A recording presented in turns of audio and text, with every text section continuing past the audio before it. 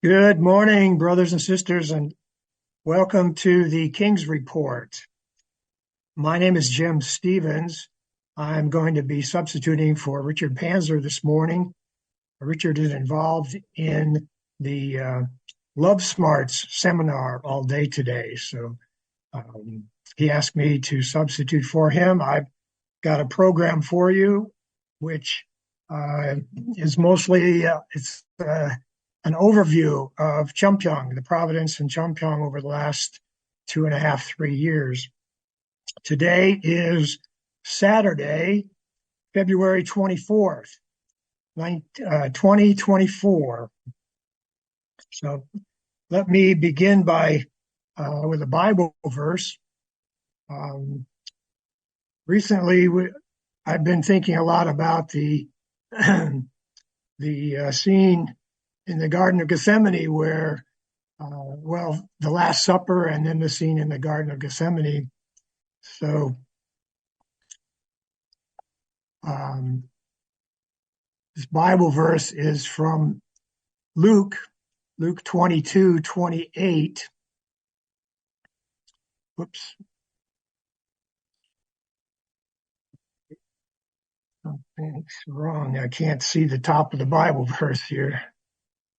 Let's see if I can. Whoops. I'm sorry.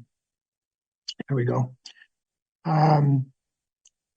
But you are those who have continued with me in my trials, and I bestow upon you a kingdom, just as my Father bestowed one upon me, that you may eat and drink at my table in my kingdom, and sit on thrones, judging the 12 tribes of Israel. This is Jesus speaking at the Last Supper to his disciples. The disciples were arguing about who would be the greatest. And Jesus told them that it's not the kings, but it's the servants. And he came as a servant. So he told them to do likewise. And that obviously he is going to share his kingdom and that we will sit on thrones judging the 12 tribes of Israel. Then the Lord said, Simon, Simon, indeed, Satan has asked for you that he may sift you as wheat. But I have prayed for you that your faith should not fail. And when you have returned to me, strengthen your brethren. But he, Peter, said to him, Lord, I am ready to go with you, both to prison and to death. And then Jesus said, I tell you, Peter, the rooster shall not crow this day before you will deny 3 times that you know me. So many people have betrayed True Father throughout his life and made God's providence so difficult. But the point that I want to mention this morning about this Bible verse is that Jesus knew his disciples well, and he understood that they would betray him. He could see ahead what was coming. And therefore, we can conclude that True Father understood that he was going to be betrayed as well as he neared the end of his life. So he prepared many things, and part of that preparation, I feel, was Father and God finding this place that we call Cheong in Tennessee and leading the second king and his family here, because God's providence has to continue. There has to be a remnant that can survive and continue God's providence. So God needed protection, and he needed a place for where he could bring his people. We here at Cheong, it started out. Let me start the slides here. This presentation is going to be about Tennessee Cheong. The original purchase was made back in August of 2021. And you can see here's the land that is our more flat land, the usable land, but our property goes all the way up to the top of this mountain range, and all along here. So it's a very, very beautiful place. And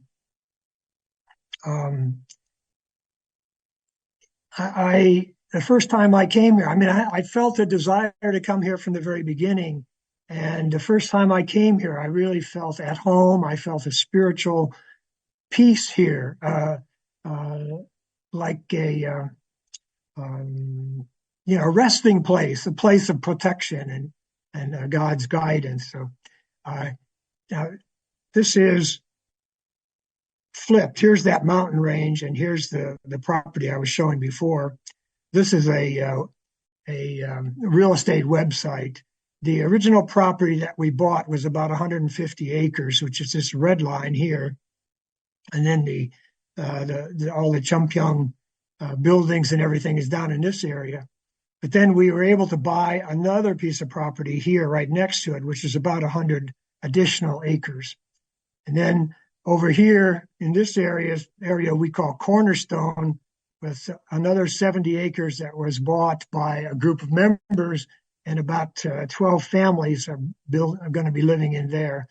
So all told now, in the last 3.5 years or so, we have, at last count, we had 118 adults that have moved down here, and we have 59 children.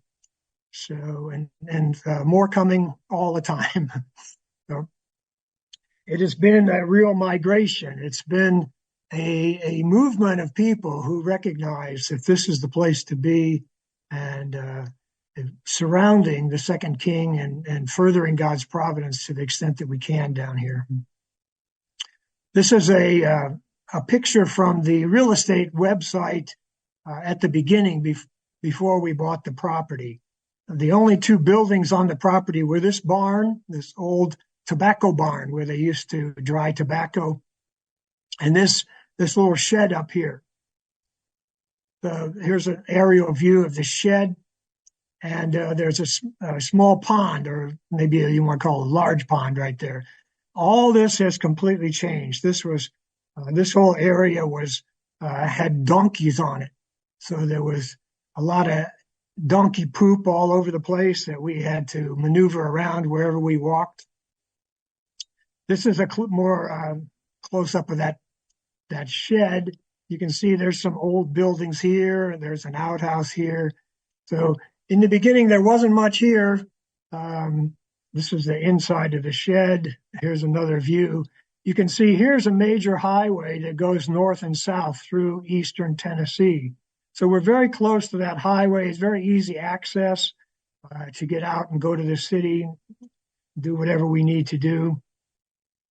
So it was really such an amazing location. And when the second king went there to look at it, he felt right away, immediately, this is the place. And it has a lot of similarities to the Pyeong in Korea. Another picture of the barn. Up here over this ridge is an old cemetery, which we believe is a Civil War cemetery where both Union and Confederate soldiers are buried. So it's a hallowed ground again, amazing place. All throughout East Tennessee, there were Civil War battles that took place, and nearby, up on the mountaintop, is an overlook designated as the Veterans Overlook. Tennessee is a state which has a reputation for sending the most volunteers whenever there is a war for freedom. And so Tennessee is a really special place with a special spirit. Another view of the barn from the old days. So what is going on here? Well, I mentioned a little bit that I feel we are really in the beginnings of a civilization here. The Cheong Constitution was brought forward, and the process for building the kingdom of heaven is what we are trying to understand and trying to manifest in a small way here by growing this community and by growing the city, the state, so forth, expanding outward from one point, a true family. Here's a quote from our Father that I really like. The bloody sweat we shed for these people in this country is ultimately for the establishment of God's eternal kingdom. It is to create the blessed land that can be praised by our descendants in the thousands of years and generations to come.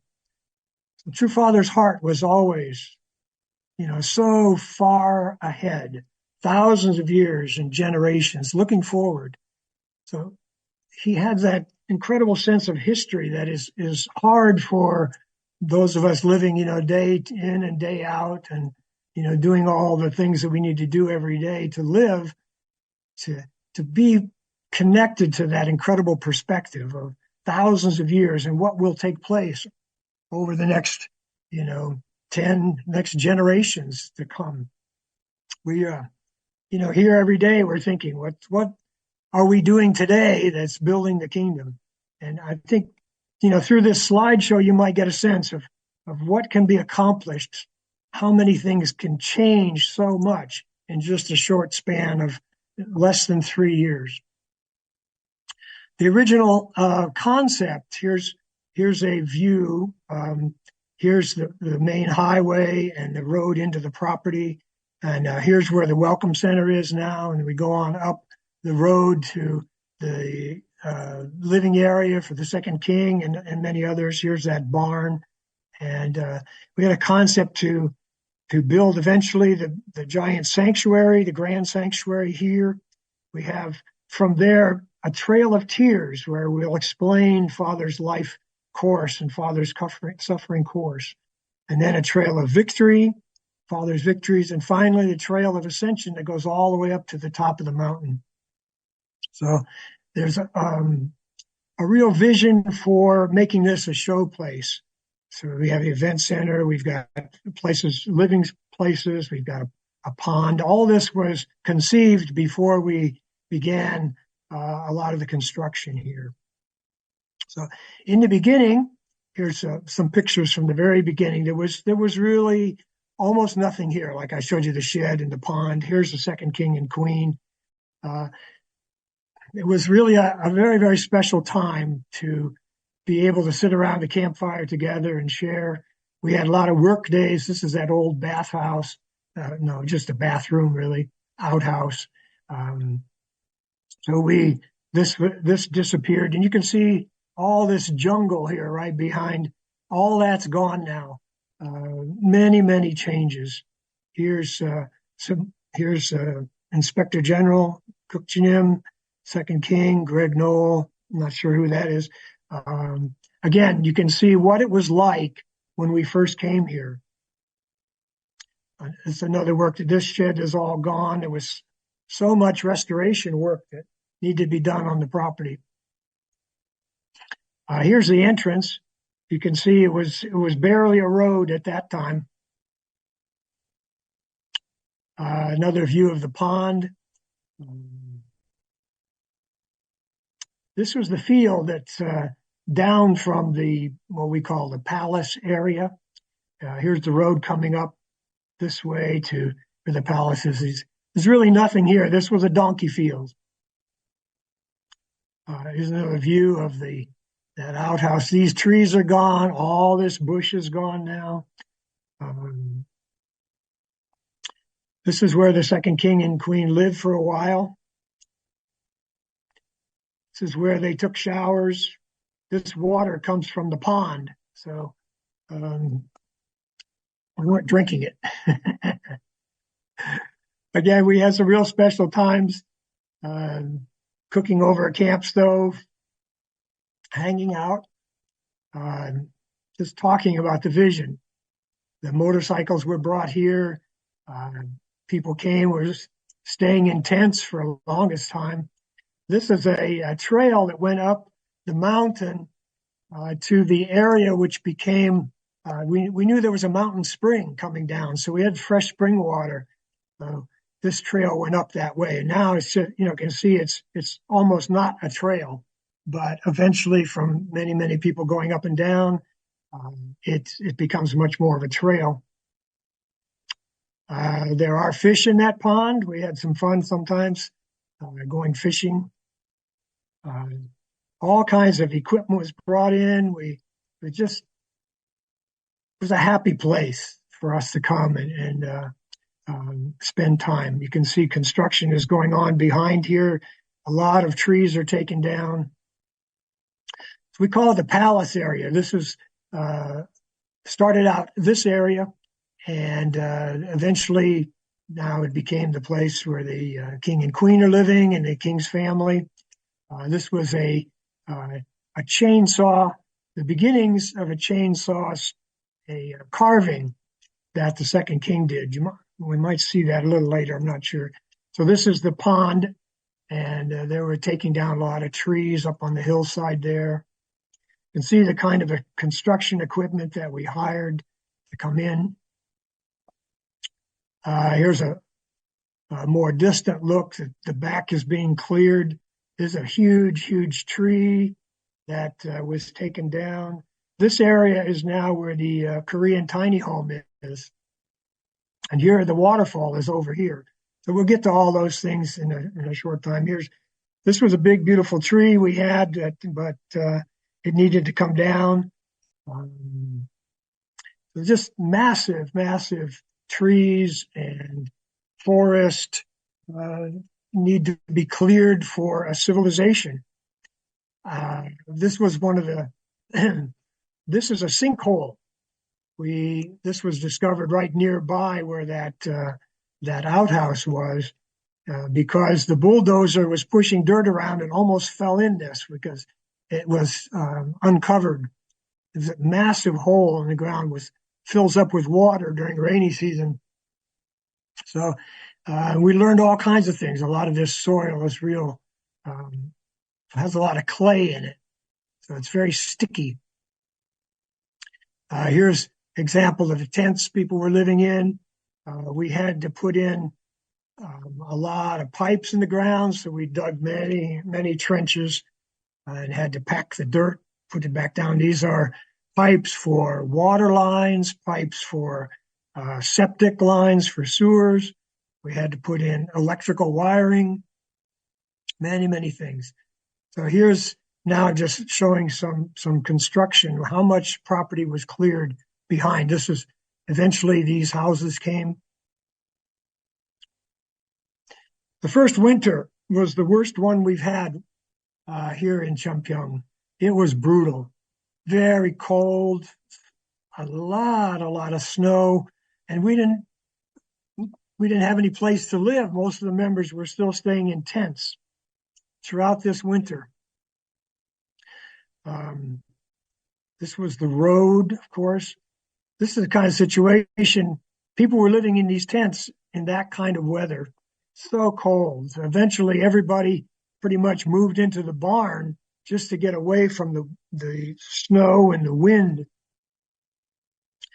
This is another example. This shed was moved down the hill because the tiny home that was purchased for the second king and queen was coming up from Texas.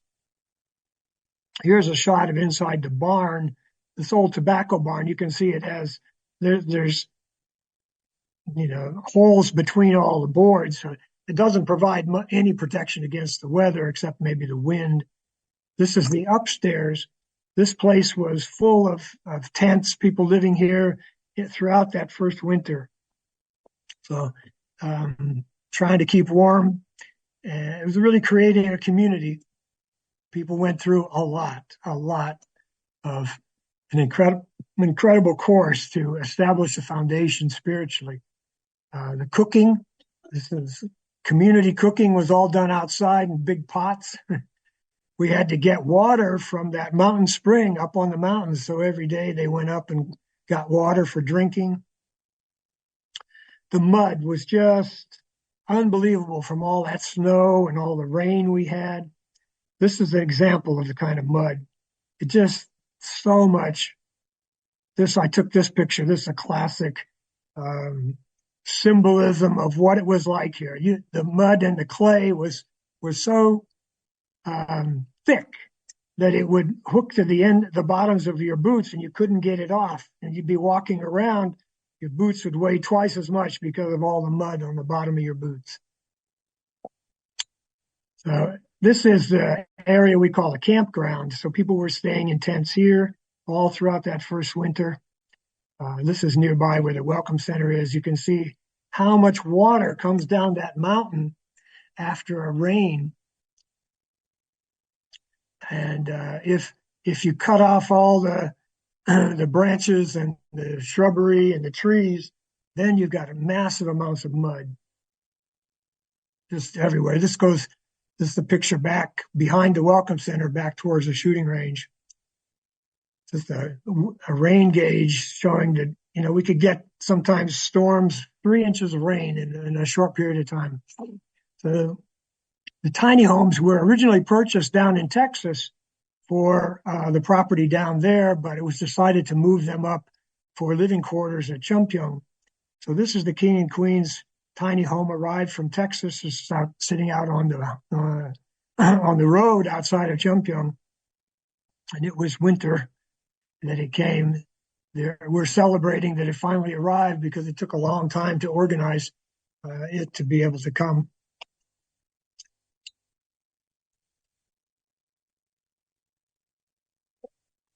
This is the pad that was prepared for the King's tiny home. Of course, everything was done very quickly, and it was complicated to get this thing up. We had to cut branches off of trees to be able to move it through the forest there, and it was very difficult to maneuver it. But eventually, they got it situated up there on that pad.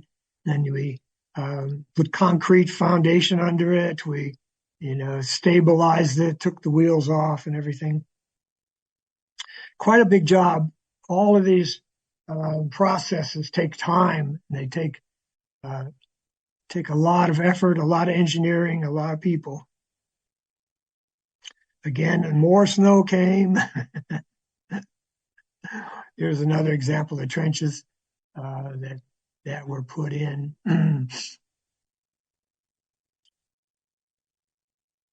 Again, more trenching, more mud.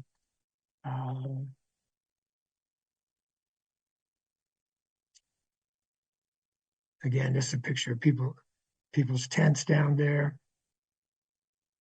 So here's that outhouse again. You can see we've cleared away the trees behind there, clearing all this space. Here's that sinkhole I showed you before.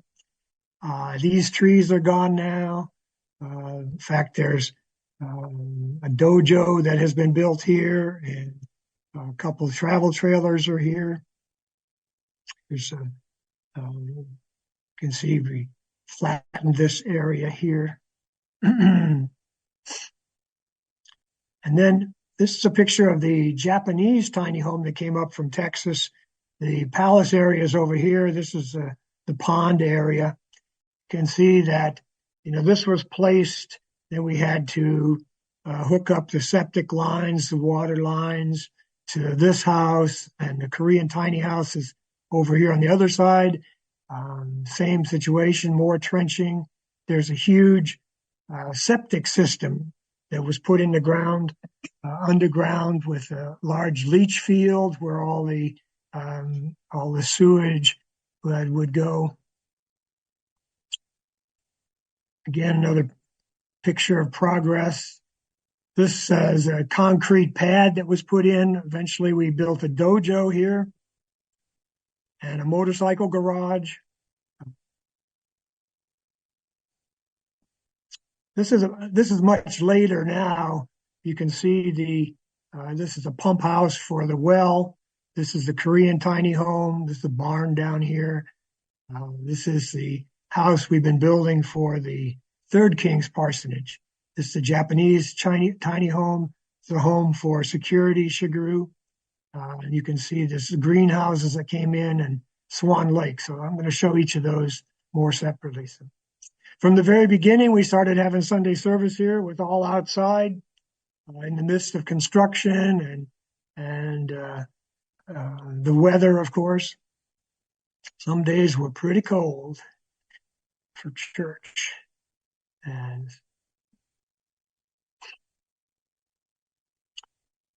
this is another example of Sunday service. We were all, sitting in chairs or on the ground behind here. Eventually, when a lot of people were here for events, we got a big tent to hold church in. Still, it was really cold, I recall. Eventually, spring came and we could take the walls down. The first blessing was held right after the Rod of Iron Freedom Festival. Everybody drove down here quickly, and the first blessing was held on the property in that first year, I believe, in 2021. And so this platform was built down by the pond, and I forget, I think it was 4, 5, maybe 6 couples were blessed at that time. I know I'm going fast, but I've got over 200 pictures to show you, and I wanted to be able to show most of them. If you want to look at something real for a much longer time, I think you can just pause the video later on. This was a little celebration we had, myself and my wife. And then there were a number of blessings that took place here each year after the Rod of Iron Freedom Festival. This is a special blessing. It was on God's Day a year ago. This family is from Tennessee, and they joined Sanctuary Church maybe 2 years ago now. And of course, the third king had a very, very special blessing event that took place here last spring. This is up on the waterfall just to show you.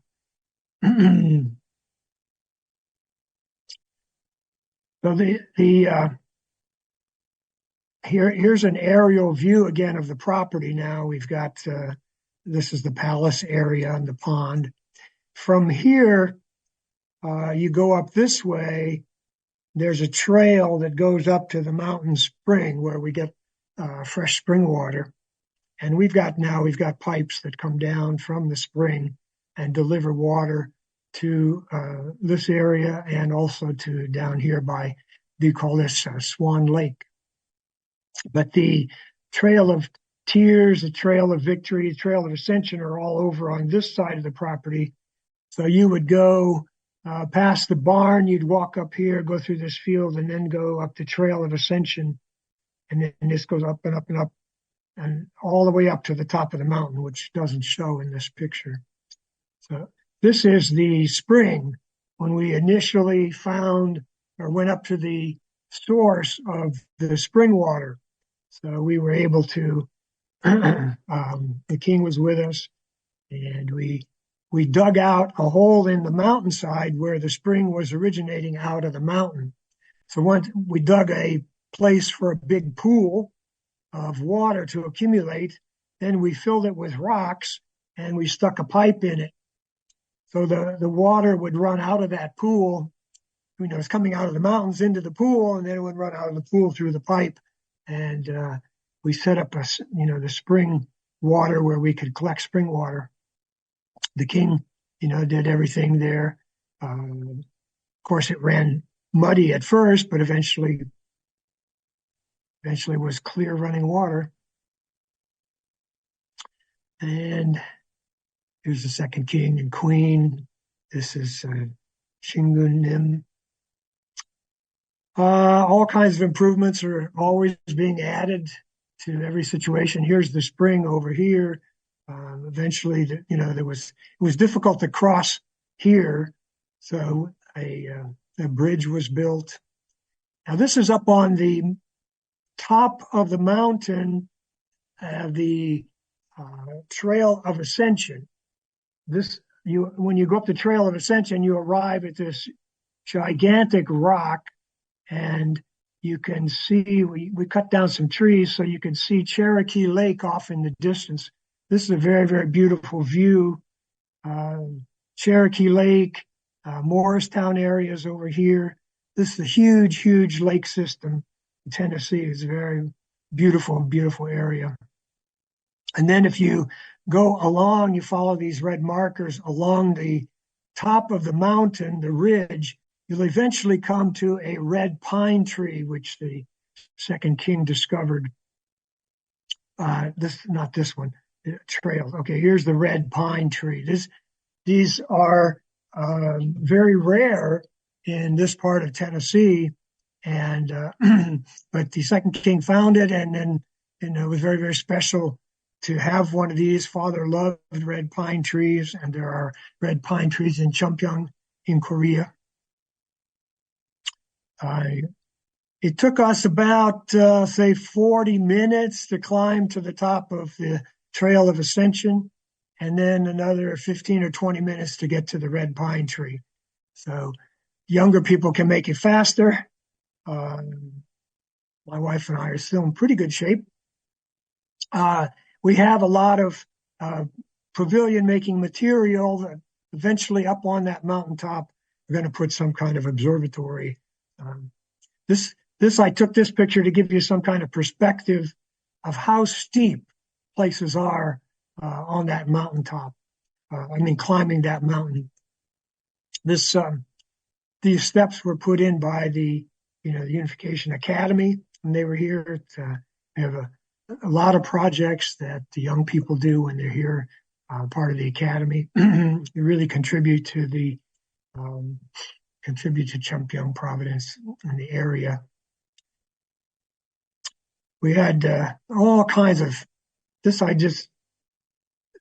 It always amazed me to see the massive equipment that it takes and the work that can be done in a short period of time with this incredible equipment. This is an electric company brought in. They drill a hole, they put down a pole, they cut down massive amounts of trees. This is an electric pole going up by the Welcome Center. But they do this kind of work in a matter of a day, just with the equipment. My training is in engineering, so equipment really fascinates me. What they can be done. This is a well drilling machine. So these are pipes. They drill down and they insert one of these pipes, and they drill down, they insert another pipe. So the well that had to be drilled for the palace area was something like 700 feet deep before they could find enough of a water supply for what we needed. Here's another view of an electric company coming in to set up poles. We need an electric pole here for the greenhouses and for the Swan Lake area. So those are big, heavy machines. Some of them got stuck in the mud. Here we're building the waterfall. So big construction equipment, excavators are brought in. Huge boulders are being moved to landscape this area. Because there's so much mud, this is down where the Welcome Center was built. The water table. The water table is very close to the surface, so we would put down gravel, and the gravel would sink in the mud and practically disappear. So we come in another load of gravel. This truck got stuck because the gravel is like floating on mud, and we had to. I don't know if you can tell. We had hooking up this chain, tried to pull him out of the mud he got stuck in. Some more shots of excavators at work, moving giant boulders, knocking down trees, clearing all kinds of brush. This is the bulldozer that we had on the property, which we eventually bought from the original owners of the property. This is Terry Wilt, who's been a tremendous help to us. He works on the property every day as our handyman and has a bobcat. Here he's using these railroad ties to build a bridge across the stream. There's a dump truck. Now I'm going to share a little bit about orchard and the greenhouses. As you can see, this is the area. We've cleared all kinds of brush and trees. This would be still the shed is up on the hill there. And all this area is going to be developed, but it had to be cleared first. More brush. All this was, burned eventually. Again, more shots of the empty field before all the construction.